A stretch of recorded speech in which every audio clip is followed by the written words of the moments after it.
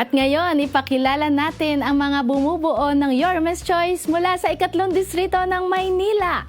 Nandito ang ating idol ng lahat, ang Mr. Excitement, Bong Alvarez! At ang isusunod naman natin, Roland J. De La Cruz! Pasok!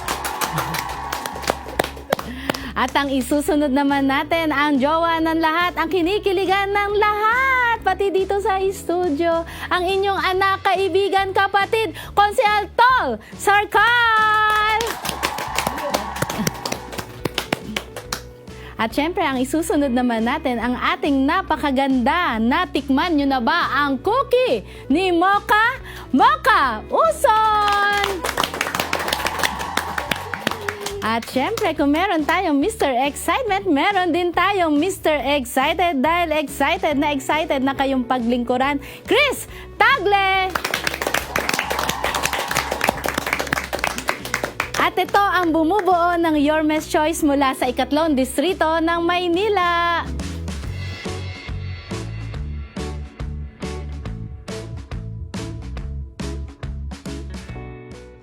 Mga Rema at mga Repa, welcome sa Kwentuhan Derechahan with Yormes Choice! Kami ang mga batang Maynila ng Distrito 3 na makakasama nyo ngayong gabi. Kaya steady lang kayo sa Gedli para sa kwentuhang may kwenta. Ito po si Bong Alvarez. Pinanganak po ako at lumaki sa tahimik na lugar, sa Quiapo. Ang aking po mga magulang, yung nanay ko po ay taga Bangged Abra. Ang tatay ko naman ay isa pong sundalo, Colonel, Philippine Army po, at taga Bigan, Ilocos Sur. So, ang mga magulang ko po ay parehong Ilocano. Kaya ako po ay pure-blooded Ilocano na pinanganak at lumaki sa Quiapo. At nagtapos po ako ng elementarya sa Apolinario Mabini Elementary School. Diyan po yan sa Quiapo. At nag-high school naman sa University of Manila at nag-college sa San Sebastian College. Simula po nung elementary, ako po ay atleta na. Captain ball pa ako ng volleyball sa Mabini Elementary School at nung high school naman, player ako ng University of Manila. At nung college, ganun din po. Varsity player ako ng San Sebastian.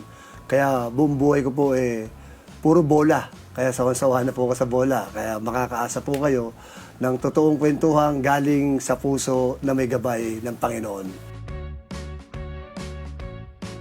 Ako po si Johnny Roland J. De La Cruz, ang kasalukuyang barangay chairman sa Quiapo, na kung saan ko po ang nakakasakop sa simbahan ng Quiapo Church. Ako po ay isang lingkod bayan na nagmula sa hanay ng barangayan at nagsilbi po bilang isang kagawad at ngayon po ay punong barangay sa Barangay 307 Quiapo Church ng Maynila. At buong kababaang loob ko po na ipinababatid sa ating mga minamahal na constituents ng ikatlong distrito ng Maynila na ang inyong lingkod po ay isa sa pinarangalan ng City of Manila bilang isang most outstanding chairman ng ikatlong distrito ng Maynila. Kaya naman po, tayo po ay hinubog at pinanday na ng panahon upang aking mapagsilbihan at mapagserbisyuan. At kung ako po ay papalarin sa tulong ninyo na ipinagkakaloob at ng ating Panginoon, hindi po ako papahinga sa pagsiservisyo. At hindi ko sasayangin ang bawat buto ninyo dahil sa paglilingkod at magsiservisyo po ng may prinsipyo sa ating ikatlong distrito. Magandang gabi ho sa inyong lahat. Ako po si Chris Tagle. Lumaki po ako dito sa Barangay 316 at naging chairman po dito ang aking mother. Baguhan man ako sa larangan ng politika, hindi naman po ako bago sa aking pagtulong sa kapwa. Second life ko na ho kasi to, kaya ginusto kong makatulong sa aking kapwa. Siguro may mission pa ho ako kasi during pandemic ho, nag 50-50 ho ako. So siguro na-realize ko na siguro ito yung pagkakataon na baguhin ko ang aking buhay. Kasi puro negosyo lang ho ako laking bangketa ho kasi ako. Dito ho ako nagsimula. Alam niyo po yung Fairmart?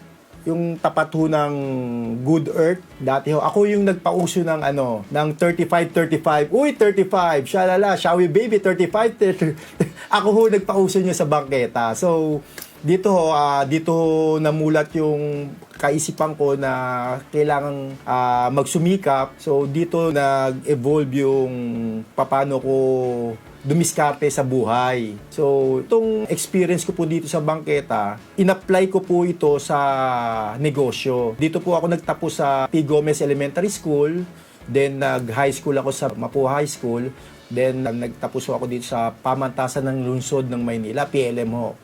So, dito po nagsimula yung aking buhay bilang negosyante.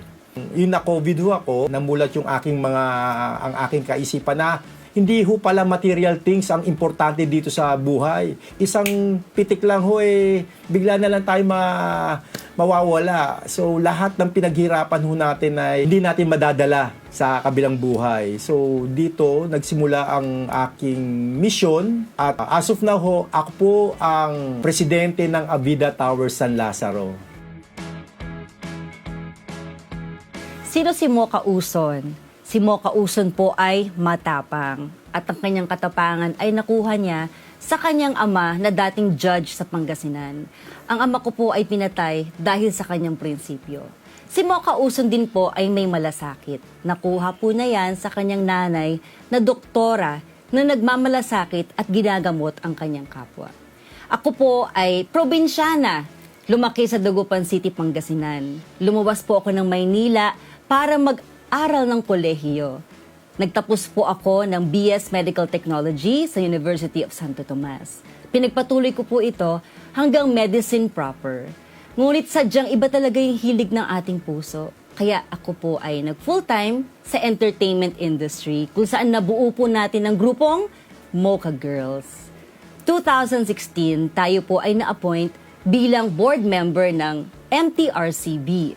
2017, tayo naman po ay naitalaga bilang Assistant Secretary for Social Media ng Presidential Communications Operations Office sa Malacanang under the Duterte administration. 2019, tayo po ay naging Deputy Administrator ng Overseas Workers Welfare Administration o OWA, kung saan noong panahon ng pandemya ay tinulungan natin ang daang-daang libong mga OFWs na mabigyan sila ng trabaho, ipagamot ang mga may sakit at bigyan ng pangkabuhayan. Sa kasalukuyan po, ako po ay full-time na nag-aalaga sa aking mahal na ina. Dahil si Mocha Uson po ay makananay. Siya po ay breast cancer survivor, isa na ring senior citizen, at marami na ring sakit na iniinda. At kaya po ako naririto ngayon dahil si Yorme, mahal niya ang mga senior citizens. Mahal niya ang mga nanay, mga tatay, lolo at lola. Dahil nga po naniniwala ako na ang sikreto para umunlad o guminhawa ang ating bayan ay dapat daw alagaan natin ang ating mga magulang.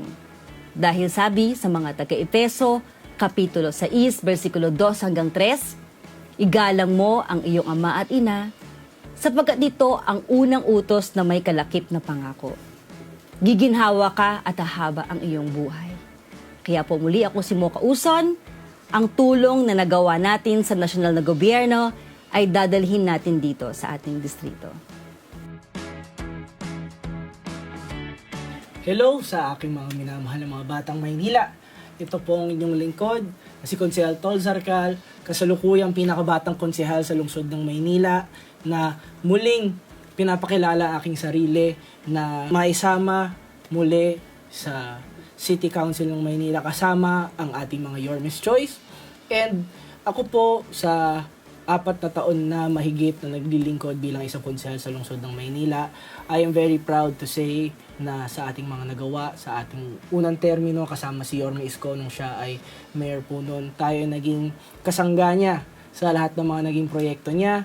At hanggang sa point na umabot po tayo noong 2022 hanggang sa kasalukuyan, ay patuloy naman tayo na naglilingkod, nagbibigay ng ating serbisyo sa ating mga kapwang mga batang Maynila. Ang sabi nila nung una, bakit tayo pumapasok sa larangan ng politika? Ang bata-bata mo pa. Pero isa ako sa naniniwala na wala po sa edad ang paglilingkod. Kung tayo ay mayroong vision, kung tayo ay mayroong purpose, at kung meron tayong magagawa, hindi yun nagiging harang or hadlang para po makalingkod sa ating mga kapwa. Sa edad pa lang ng 7, 8 years old, lagi na po tayong pumapasok sa student council. Nag-aral po ako sa Lasal hanggang sa pag-graduate po natin sa dulo, tayo po ay parte ng mga student leaders.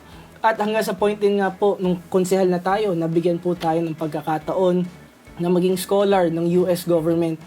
Naging graduate po ako ng IVLP, the International Leaders Visitation Program. Nasagot po ng gobyerno ng US at inaral natin kung ano ba ang mga best practices ng US government na pwede rin natin may apply dito po sa ating lungsod. I was trained well by the best. Anak po ako ni Consel Letlet Zarcal. Ang sabi po nila, mas gwapo pa nga po ako sa aking ama. Pero hayaan na po natin ang tao humusga po doon. Kaya ako nga ay very blessed na ipinagpapatuloy natin yung legasiya ng mga Zarcal. At alam naman natin sa panahon ngayon, sa edad po natin, sa murang edad natin, marami pa tayong kakainin na bigas. Pero tingin ko po, nabubusog na rin po tayo at tayo ay makakapag-share din naman ng ating mga kanin at kaalaman sa lahat ng mga kasama po natin sa ating distrito. Kaya ako po, patuloy naman maglilingkod. Habang buhay po, inyong magiging isang anak, isang kapatid, at habang buhay magiging kaibigan nyo lagi. Unang-una po, siyempre, alam niyo naman, ako po isang basketballista.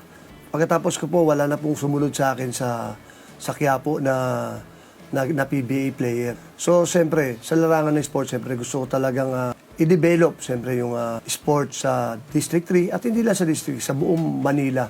Siyempre, kasama na rin po yung iba't ibang klase ng sports. Kasi nga po, nung ako po yung elementarya, ako rin po yung track and field din ako. Pati shot put, pinasok ko, sepak takraw, lahat po yan, pinasok ko yung ano na yan, yung mga event na yan.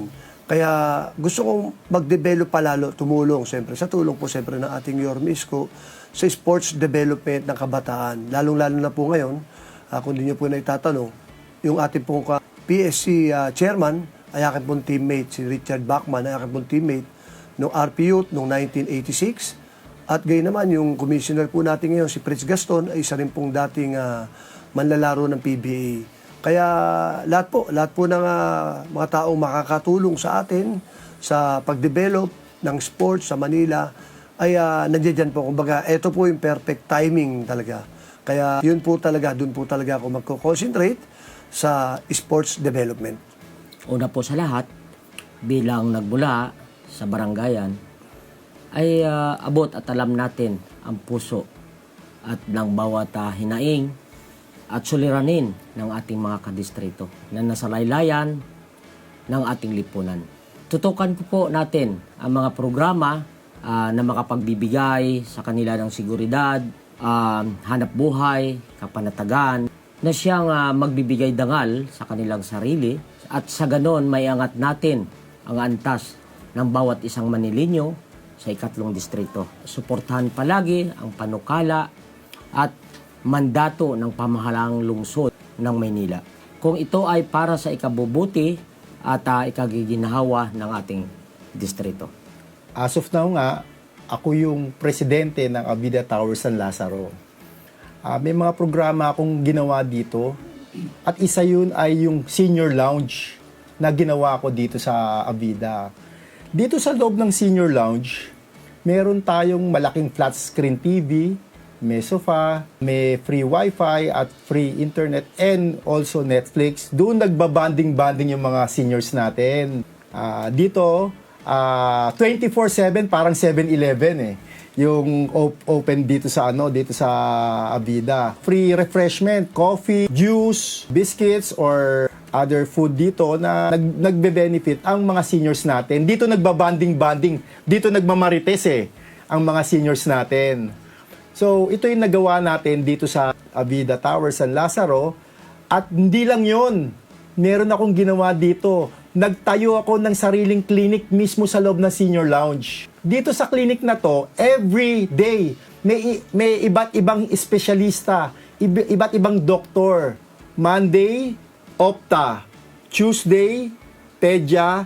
Wednesday, infectious disease. Iba-ibang espesyalista with free medicine sa mga kani-kanilang mga pasyente. Yung volunteer doctors mismo ang nagdadala ng medisina dito sa community ng Avida. Ang pinakamaraming tao dito ay yung acupuncture. Isipin nyo, tutusukan lang kayo ng kasi alam nyo ba yung ng acupuncture? Ito yung ancient way of healing ng mga Chinese. So, on the spot, seconds lang, tuturukan lang kayo ng karayom. Then yung mga may sakit sa paa, sa tuhod, yung mga merong rayuma, or may sakit kayo sa balikat, sa katawan, buong katawan nyo, tatanggalin within second. Seconds lang. Then magpapahinga yung pasyente, minsan nakaka-touch, minsan naka-wheelchair, nakakapaglakad. Then ito yung ibabahagi natin, yung senior lounge at free clinic, ibabahagi natin sa bawat barangay. Pwede naman to nagawa na natin to At ibabahagi natin sa buong barangay ng Distrito 3. Diba napakasarap, diba? Na bukod doon, ang mga senior dito sa akin, free maintenance, free medicine. Yan ang napakagandang proyekto natin na programa na ibabahagi natin sa bawat barangay ng Distrito 3. Hindi lang yon, para rin sa kabataan. Nagpatayo kami dito ng study area. Dito sa study area na to, merong 10 computers with free wifi and internet with free surfing para sa mga gustong mag-aral at mag-research. 24/7 rin to bukas sa mga estudyante or sa mga gustong mag-aral. Wala hong bayad. Ito po ay ibababaho natin sa bawat barangay. Pwede naman ho to Di ba ho? Napakaganda ho ang ating vision. Sabi ko nga ho kanina, second life ko na ho to. Kaya ito ang unang-unang ginawa ko po, ang magpatayo ng senior lounge. Dahil mahal ko po ang aking magulang So, ito lang po siguro yung vision ko na if ever na magkakaroon ng lahat ng ito sa bawat barangay, ang ating gobyerno, napakaganda ho ang mangyayari. Yun lang po. Maraming salamat po. Malapit sa puso natin ng mga nanay. Yung nanay ko nga po ay tinamaan ng breast cancer at iniraos po ng aming pamilya ang kanyang pagpapagamot. Kaya naintindihan po natin yung hirap ng bawat pamilya na may mahal sa buhay na may malubhang sakit. Lalo na sa tulong pinansyal at tulong medikal. Kaya yun po yung isusulong natin. Yung mabilis na pagtulong sa mga may sakit, lalo na po para sa ating mga nanay, ating mga magulang, senior citizens at mga PWD. Paano natin gagawin ito? Pagandahin po natin yung ating mga health centers. Kumpletuhin ang mga gamit. Alam nyo ba ang breast cancer, kahit sinong babae ay pwedeng tamaan yan. At wala pong gamot dyan. Kaya dapat sa umpisa pa lamang po, early detection. Kailangang screening, eksaminasyon. Kaya kailangan paigtingin pa natin ng programa para sa Maynila upang mabantayan ang kalusugan ng mga kababaihan, ng ating mga nanay, ng ating mga lola, at ng ating mga senior citizens. Katulad po ng nagawa natin sa OWA or Overseas Workers Welfare Administration sa ating mga OFWs, posible po na ipagamot po natin ang mahigit 100,000, libo-libo, daang-libong mga may sakit. Nabigyan din po natin ng trabaho ang mga napauwing OFWs. Isusulong din po natin yan dito sa ating distrito. Ang pangkabuhayan, ang livelihood, job opportunities. At pangatlo, maganda na po ang programa ni Yorme para sa mga kabataan. Kaya't patuloy po nating susuportahan ang scholarship ni Yorme para sa mga kabataan and also to boost quality education. At kung inyong tutulungan at sa awa po ng Diyos ay makapasok po tayo sa konseho, sa tulong po ng ating mga konsehal dito, magpapatayo po tayo ng mga breast cancer centers para po tutukan ang kalusugan ng ating mga kababaihan, ating mga nanay.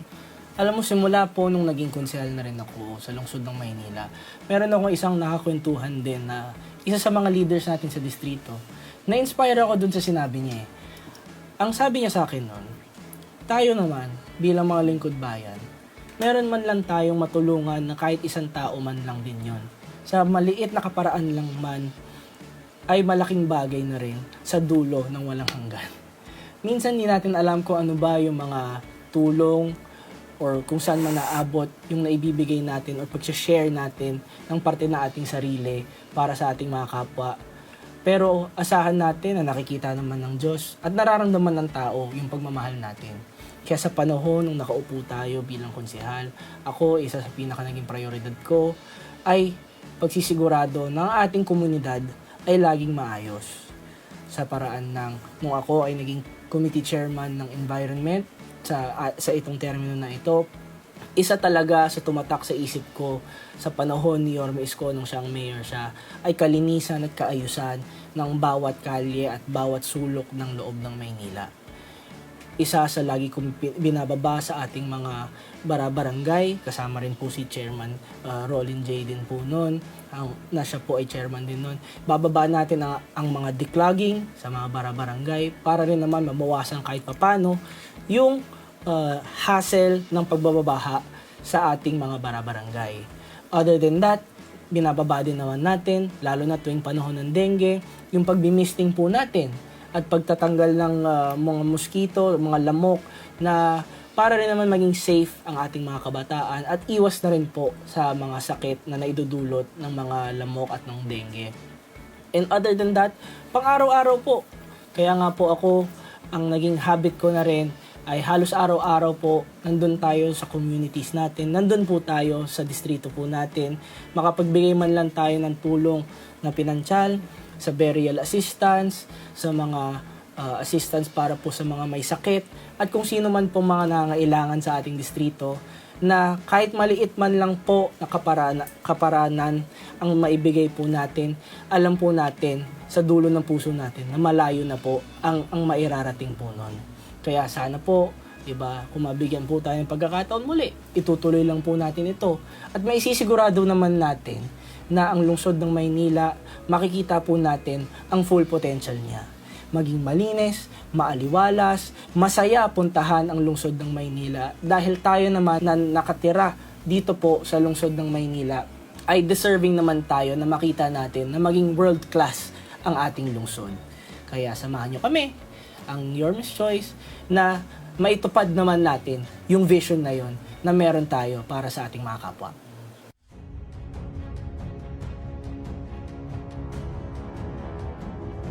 So guys, alam nyo, tinatry ko talaga i-recall din yung mga great memories kasama si Yorme Isko. May tanong ko lang din naman. No? Ikaw, chairman ka nun. Oo. Nasaan ka nung panahon ng pandemic? Well, minsan natutulog kami buong barangay sa kalsada. Talaga? Sinisarado namin yung buong eskinita dahil naalala nyo yung nag-lockdown. Oo. Talagang sinisarado namin ho yan. Wala makakapasok. At nakakatuwa. Lahat ng mga barangay members, opisyalis, ay talagang intact. Talagang sama-sama sa pagbabantay ng kanyang nasasakupan. Si Yorme, bumibisita pa sa inyo din. No? Nako. Nag-iikot siya. At ang nakakatuwa kay Yorme, naalala ko yun para ma-inspire niya ang mga opisyalis, lalo yung mga punong barangay, para ma-inspire niya na talagang magsiservisyo o kaya tumulong sa kapwa-tao. Nagbigay pa po siya ng pabuya. Kayo po pinag-ano nyo yun pinag-usapan nyo sa konsiyo yun na magbigay po ang city government ng pabuya doon sa mga barangay chairman sa loob ng isang quarter na walang COVID-free. Tawag nila ron tama. Nakatanggap ako kay Yorme Tol. Talaga? 200,000. Oo nga. Kasi na-maintain ko po yung barangay ko for 8 months, walang COVID. So yung nakakatuwa kay Yorme talagang makikita mo yung gobyerno sa panahon ng pangangailangan, Kasi ang alam ko kay Yorme, mas magandang motivation na ginagawa nating positive kaysa sa sinisita natin yung mga barangay na bakit kayo may COVID, i-reward na lang natin yung tao na mga COVID-free. Alam ko nga, sa iyo Chris di ba? May dinonate ka pa nun sa city nun, di ba? After kasi na-COVID nga ako, di ba? Sabi ko nga, second life ko na to. Yes. So, nung gumaling ako, syempre na-realize ko, kailangan tumulong ako, magkaroon ako ng maging makabuluhan ang second life ko. Dito ginawa ko yung unang-unang kabutihan rin na para sa lungsod ng Maynila. Nag-donate ako dito ng 6 na container na gulay para sa buong lungsod ng Manila. So, at na-distribute namin yun sa lahat ng mga palengke din. Hindi ko, ang laki-laking bawas na stress. yun nga, hindi rin alam ng, di ba, last time, hindi rin ngayon, Kaya napatawag rin ako ni Yorme para maging isa sa Yorme's Choice. Dahil hindi ko naman expected na na natatakbo kong bilang councilor dito Wala sa isipan ko So ngayon nakita niya, sino ba to si Cristal nag-donate ng ganung karaming Sabi ko nga, sige, sinabi sa akin ni Yorme, willing ka ba mag Sige po. Sabi ko nga po kay Yorme, lahat po ng kabutihan ay gagawin ko. Kasi ko nga sa kanya, kaya inano ko, Ginrab mo na. ginrab ko na yung pagkakataon dahil isa pong malaking karangalan na mapabilang bilang isang Yorme's Choice. At bilang presidente ng Avida, di ba? Yeah. Siyempre, sa inyo, puro mga kondo. Yes. Di ba? Umaabot yung mga food box Yes. naman sa inyo Yes. sa mga kondo-kondo nyo. Yes. Ano ba Lahat. experience ng mga residents mo sa Avida? na Dito yung sa panahon na yun? Avida, yung ginawa ni Yorme nga, walang pinipili. Kahit Mayaman. alam naman natin na sa mga condos is medyo matataas ang nila, May kaya. ay mga may kaya.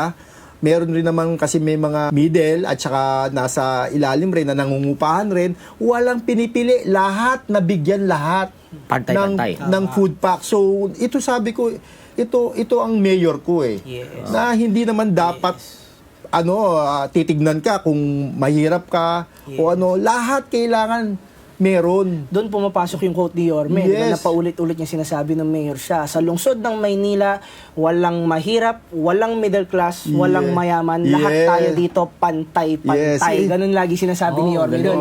Di ba? Yung nakakatuwa kasi during that time kasi nagka-COVID niya ako. Kaya sabi ko, inisip ko kailangan kong tumulong. Di ba? So, wala naman sa isipan ko kukunin ako ni Yorme, di ba? So, it's a malaking pleasure sa akin, di ba? At sa inyo nga, Bong, di ba? Oo. Lagi mo nga kinikwento na galing ka sa tahimik na lugar, which is Quiapo, di ba? Tahimik yan. Pero ang balita ko rin, nung panahon na yon, di ba? Nung panahon ni Yorme, napalinis ni Yorme ang Quiapo, nawala yung mga magugulong tao dun sa Quiapo. Ano ba experience mo? Yes. Saka talagang totoo yung sinabi ni Conse Chris na talagang mahirap, mayaman, pantay-pantay. Kung hindi nyo na itatanong, yung mga andaming artista na natulungan ni Yorme, na nagka-COVID, na talagang personal niyang pinupuntahan. Sa totoo lang, kaya bilib ako talaga sa effort na binigay ni Yorme. Kaya hanggang ngayon yung mga artista na tinutukoy ko, talagang hindi nila makalimutan kasi umabot sila sa punto na talagang grabe yung COVID nila. At si Yorme talaga tumulong sa kanila. Ultimo, hindi taga Manila na talagang tinulungan niya. Totoo yun. Diyan sa hindi ko nababanggitin yung mga pangalan, siyempre, pero ang dami talaga yung tinulungan. Kaya bilib na bilib ako kay Yorme talaga. Talagang may puso talaga sa pagtulong. Siyempre, hindi sa lahat sabi mo, lahat ng klaseng tao. Mahirap, mayaman. Kaya bilib ako Kaya nga talaga. isa sa mga best experience ko rin nung habang nakaupo na ako ng konsehal ng panahon ni Yorme. Nung itinatayo na niya yung COVID field hospital doon sa may Luneta, di ba? Luneta. Tayo lang ang only city sa buong Pilipinas na merong COVID field hospital na yun. Eksakto. Isipin mo nga, kahit mga tao na nanggagaling sa mga OFW natin na pupunta po dito, di ba? Naitayo yun na pinangako nga muna ni Yorme nung panahon pinapasa namin siya sa konseho. Ang pangako ni Yorme, 60 days, meron na tayong COVID field hospital. Pero natapos siya in 52 days, akalain nyo yun, di ba? Mas mabilis kilos Binigyan mo na talaga. nga ng expectation na 60 days, na-exceed pa niya yung expectations na yon. Yes, At kaya nga babalik lang din ako doon. Ang dami nga mga nakagamit din nun, kahit mga hindi pa nga taga Maynila. At alam ko si Mocha din nun. Asik siya nung panahon na yon. Ang alam ko nga, kahit mga OFW na pinauwi sa ibang bansa, wala silang place na pwedeng mag-quarantine, yun ang nagamit nila na COVID field hospital, Yes, na correct, quarantine Tol. facility during that time. Tama ba mo? Tama yan. At noong panahon nga ng pandemya, tayo ay katulad ninyo, Tol, busy sa pag-aasikaso. Nung panahon naman na yon ay OFWs yung ating inaalagaan. May mga na-stranded at meron ding mga napauwi. So, ang daming mga borders, mga dyan sa Quiapo. O sa hotel namin madalas, Oo. marami. At yung mga karamihan ng hotel, andito sa Maynila, mga quarantine hotels din. So, nung panahon na yon ay dalahan natin ng food packs din yung mga stranded na OFWs at sinusundo natin yung mga napapauwi, pinapa-quarantine. Pero meron akong personal experience na nasabi ko, buti na lang taga Maynila ako. Oo. Kasi yung nanay ko tinamaan ng COVID. Oh. At senior citizen, marami ng comorbidities yan. Delikado yun. Pinagmamalaki ng Maynila na tayo lang yung may gamot para sa COVID na nanggaling. Yan. Remdesivir, etc. Kunsi, napakamahal nun. 100,000 yata isa nun. Totoo yun. At Molnupiravir. Molnupiravir. Yun yung nagligtas sa nanay ko. Ayaw ko na bigyatin. Sa bingit ng Mahirap kamatayan. pronounce yung pangalan na yun. Oo, nung time na yun, tinext ko si Yorme. Nagmingi talaga akong tulong. Aba, pumunta ka lang sa COVID-19 Field Hospital. Libre yan para sa mga taga Maynila. Kaya sabi ko nung time na yun, sabi ko, nila taga Maynila ako. Ayan. So with that experience nga mo ka, 'di ba? Ikaw nga galing ka na sa national government. Ika nga ang sinasabi namin, import ka namin dito sa lungsod ng Maynila. Ng national pupunta ka sa local government. Ba't ka naman naudyok na sumama kay Yorme? Doon pa lang sa COVID-19 na pandemya, sa lahat ng LGUs, DOH, may record naman ng DOH eh. Number 1 ang Maynila sa overall Tama po yun, performance oo. sa COVID-19 response. Kaya, buti, taga rito ako, at si Yorme, bilis kilos talaga. Ang tulong hindi na pinatatagal. Tsaka to lang naalala ko noon mga kasama. Nung panahong yun, alam niyo ba yung food pack na yan? Food pack ba na yan? Eh, umaabot yan sa online. Oo. Nasa online yan kasi hindi ko Binabenta-benta pa nila, no? Ang dami, no? Nag-uumpisa lang yung mga online selling na, ino-online selling na nila yung mga, grabe. yung mga dila-dilata. Tapos to lang pinakamaganda ginawa ni Yorme. Alam niyo kung ano? During pandemic time, sinasabay po yung pagtayo ng mga Yung housing condominium projects one, niya. Condominium Oo one. nga. Makikita mo kung gaano ka sobrang bilis kumilos ni Yorme. Talagang Totoo. hanga ako doon. At meron tayong libreng COVID-19 testing at pinakamaayos na vaccination. Drive-thru pa process. yun. Drive-thru, di ba? Oo, Unlimited. naalala ko na yun. Para ka lang nag-order kung gusto mo ba ng Jollibee, gusto mo ng McDo, gusto mo ng KFC. Di ba? Hindi ka na bababa, hindi ka na lalabas. Kompleto na yung mga brand ng mga ng mga vaccine nun, di ba? Linggo-linggo ang swab. Kaya nga.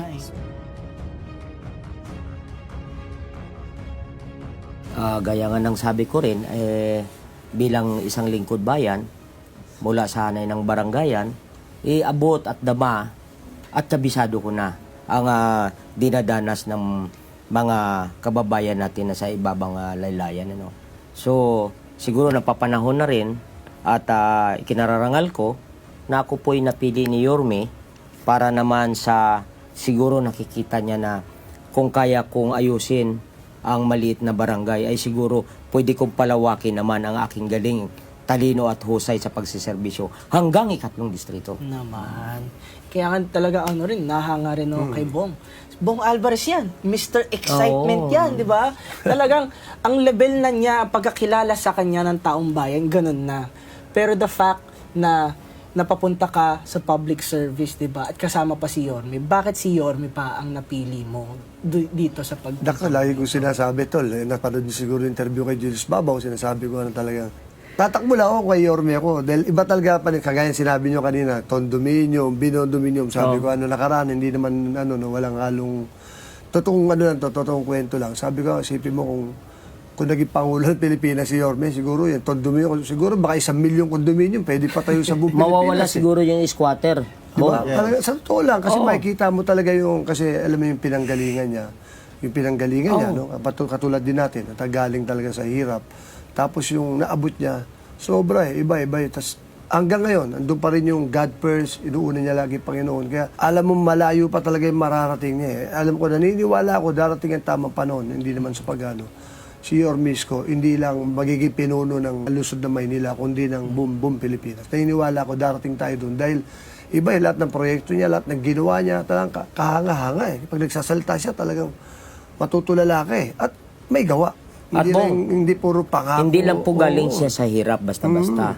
Isipin mo, naging basurero po yan. Totoo. Yun niya, kaya ibang niya talaga. Iba ang puso ng galing sa ganyan. Kaya sobra talaga. Kaya isang karangalan talaga sa akin na mapabilang. Nung ganun din, yung kagaya kwento ni Consi Chris, nung tinawagan ako, nung isa sa malapit sa kanya, tinatawagan ako ni Yorme, talagang nagulat ako.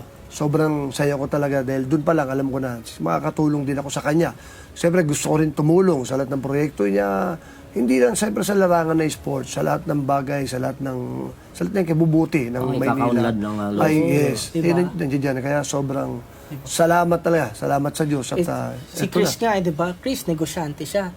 Pwede naman siya magstay na lang din sa pagiging negosyante. Pwede naman siya magstay sa sarili niyang mundo. Pero si Yorme din, di ba? Sumama siya kay Yorme. Kahit pinili naman siya ni Yorme, pwede naman niya sabihin sana na, hindi, dito na lang muna ako. Mas matahimik. Di ba? Para mas Para mas, tahimik. ang ano ko rin is mapalawak ko yung pagtulong. Kasi sabi ko nga, second life ko na to eh. Magkaroon ng kabuluhan. Ang natitira ko pang buhay dito sa di ba? Ang hirap kasi yun, yung during pandemic, yung nangyari sa akin. Hindi ko alam, umaga pa lang, may katabi ako, kinagabihan, tinatalokbungan na. Torture sa akin yun. Hindi ko kung anong gagawin ko. Baka bukas, talokbungan na lang ako ng ng kumot na puti ba yun? Yung puti, sabi, ang hirap. So sabi ko, siguro ito na yung tamang calling ko or mission ko sa buhay na kailangan lahat na lang ng gagawin natin, kailangan maging sa pagtulong Lagi sa may kapwa purpose o may tayo. purpose tayo, di Yung ba? May ginagawa mission. natin. Di ba? Ito siguro yung ito na siguro yung calling ko na sana yung pagtulong sa kapwa Ito na yung makakadagdag sa langit points mo. Hindi natin alam kung saan, di ba? Kaya ito na rin makakadagdag ng langit points natin. Diba? Para rin naman, pagdating ng panahon, diba? Sabi Medyo ko nga, naipunan din natin. Sabi ko nga dito sa mga nagawa namin, hindi ho kami mangangako dito. Gagawa po kami. Gagawa tayo. Hindi pa pwedeng hindi tayo gumawa. At lahat ng gagawin natin, puro kabutihan Tama. sa Distrito 3. Yan Kaya nga po ako, ang panahon natin. nung nagkaroon ako ng pagkakataon bilang nakaupo na konsehal, diba? Nung nalaman ko, tunugan ko lang man na babalik na daw si Yorme sa lungsod ng Maynila, hindi na ako nagdalawang isip. Dumiretso na kaagad ako. Kasi alam ko naman, si Yorme, sa dami na nagawa niya, sa mga pinanggalingan niya, at alam natin kung ano ang puso na meron siya na pagmamahal sa mga batang Maynila.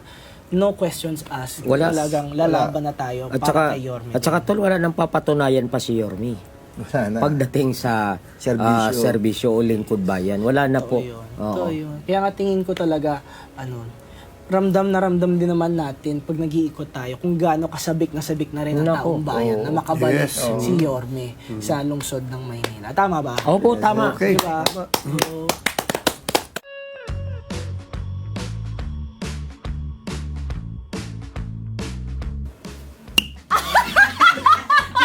Sige, sandali. Yan. Maga ako nagigising eh. Puro o'clock. Tama, 5 o'clock tama. gising na ako eh. Umiikot na ako eh. Duty ako lagi sa barangay, madaling araw. alas 4 pa lang, gising ka na eh. Tulog ako kunti. Konti lang.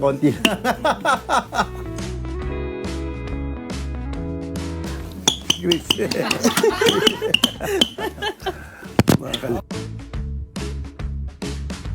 Hoy, bakit ako? Ayan, pagkain. Pagkain. Reko, sumasakit na yun. si Konsi Mocha, talagang yan. May baong muka yan May, eh. may baon lagi na pagkain Okay. yan. Tatalikod ka lang ng konti, makikita mo na siya si Mocha, may na. May kinakain. Hindi lang siya, ako Isa rin. pa. Ito. Bawal kasi akong magutom. Oo, mensulin eh. Mensulin. Oo.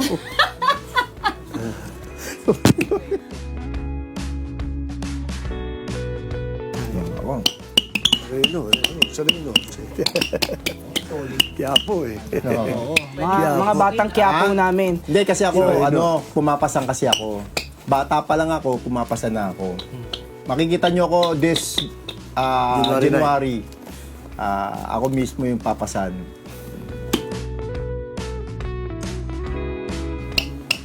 Ako na yan. Alam mo, kaya nga tiktol. Tolo.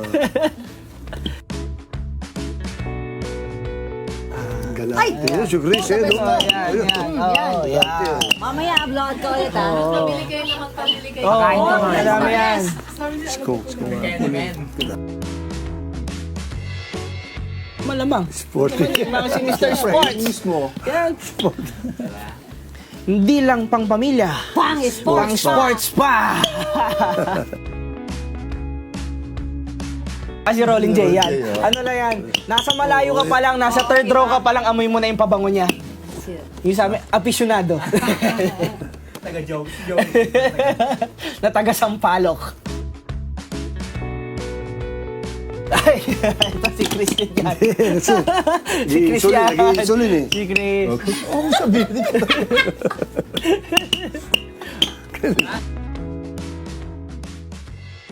Pre, one. Yan, lahat. Itong dalawa, Ayan. itong dalawa. Walang posisyon, yan. Wala rin posisyon. Wala talagang posisyon. Wala rin posisyon. Ayan. Para po sa akin mga ka-Distrito 3, yan. Muli po, ako po'y kumakatok sa inyong mga puso. Pagbuksan niyo nawa kami at huwag niyo na kami palabasin dyan at makakaasa po kayo ng serbisyong may excitement. Isa pong karangalan sa akin na mapabilang dito sa Your Miss Choice. Lagi ko po sinasabi, ako'y alam niyo naman po talagang tagahanga at tagasunod. Kumbaga sobra-sobra po ang respeto at paghanga ko sa ating Your Miss ko.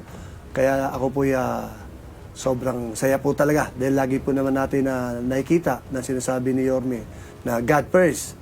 At ako po naniniwala po sa lagi sa ganyang salitain na pag inuna natin ang Panginoon, biblically speaking po yan. Nasa Bible po yan, sa Mateo 6:33, seek first the kingdom of God and His righteousness, and all these things shall be added to you. So nakakatuwa po kasi Ate Yormis ko lagi niyang sinasabi, God first, at gayon din po sa mga kapatid po natin Muslim, alam naman po natin, na lagi rin pong, yan din po ang ng mga Muslim, one God. Yun lamang po, sana po matulungan niyo ako, kami po, ng mga kasama ko, Yormis Choice, at sa kami pong Congresswoman na Apple Nieto, Vice at Yormis ko, na sana magtulong-tulungan po tayo. Tulungan niyo po kami. Ilan po. Maraming salamat po. Manila, God bless. Sa lahat ng minamahal kong taga-ikatlong distrito ng Maynila, sana ay matulungan niyo po ako. Tangan-tangan ng aking malawak na karanasan bilang isang lingkod bayan na nagmula sa hanay ng barangayan, kasama po ang buong Yormis Choice sa pamumuno ng ating mahal na Yormi Isko Moreno Dumaguso, Vice Chair Atienza, ang ating Congresswoman na Apple Nieto, at sa tulong ninyo at sa ating Panginoon, we will make Manila great again. Nay, tay, mga lolo't lola ko, mga kapatid ko, pakatandaan po natin na ang gobyerno ay kayang baguhin ang buhay nyo. Ngunit, nasa inyong mga kamay ang pagbabago ng gobyerno. Hindi po ako mangangako. Gagawa po ako. At gagawa ako ng kabutihan para sa inyong lahat. Ako po ang Batang Santa Cruz, ang serbisyong may puso, Chris Tagle po. Manila, God first po. Sa ating mga kadistrito, kung inyo pong pagbibigyan, ako po si Mocha Uson, isang makananay, at kayo po ay aking aalagaan tulad ng aking pagmamahal at pag-aalaga sa aking mahal na ina, sa ating mga senior citizens, sa ating mga PWD. Maraming salamat po. Sa aking mga minamahal na kapatid sa distrito, ito po ang inyong lingkod na si Consel Tol Zarcal. Sana po samahan nyo kami hanggang sa dulo. Hindi namin to magagawa na mag-isa, kaya sana po wag nyo nang paghihiwa-hiwalayin ang Yormis Choice. Lahat kami, isama nyo na hanggang sa dulo, kasi kami naman po, ipaglalaban kayo hanggang sa dulo ng walang hanggan. Kaya mag-iingat po kayo lagi. We'll see you soon, and as always, God first. Magkaisa po tayo, mga Batang Maynila. Tulungan po natin si Mayor Isko Moreno Dumaguso, Vice Mayor Chi Atienza, Congresswoman Apple Nieto, At ang buong Yormes Choice mula sa Distrito 3. Together, we will make Manila great again. Manila, God first!